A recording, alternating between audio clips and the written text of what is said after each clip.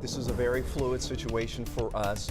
Producers giving us new information as it's coming in, and our reporters are out everywhere just making sure that you get the latest and the greatest information to keep you and your family safe. So we may be talking to you that all of a sudden we may have to shift and go in another direction, and that is because we are on top of this story, making sure that you know what you need to know. And when you talk about making sure that families are safe, that has been the main point of our chief meteorologist, Chris Holcomb, on the air for hours. Chris, trying to get this information. What are we seeing now?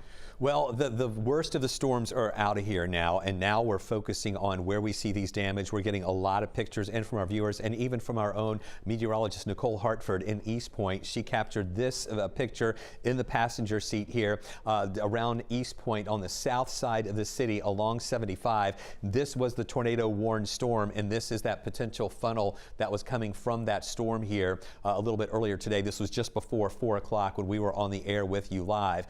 We're going through many additional pictures of damage and other pictures of ominous clouds, mammatus clouds that were forming from those storms too. But for the most part, our severe weather threat is over now. That is all well to the east of us. Those strongest storms pretty much over to the South Carolina line right now, moving through Augusta and into South Carolina. We still have some lingering showers here over on the east side, just to the east of Athens, also just to the east of Eatonton and the Lake Oconee area. So all this is moving out. We are in the drying out process now. Still a couple of lingering showers north and west of the city.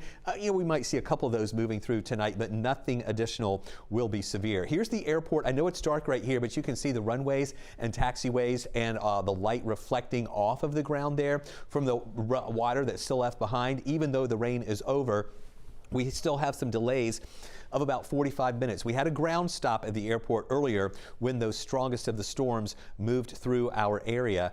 So we'll keep watching this system as it moves out and then focus on the damage reports now and the colder air moving in.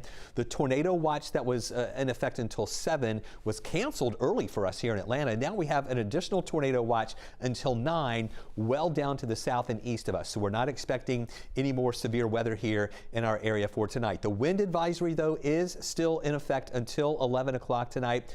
Even ahead of the storms, the winds were strong. During the storms, that's when the winds were the strongest. And now behind the storms, we've got that northwest flow blowing in here that is giving us those windy conditions tonight, and that's what is bringing in the colder air.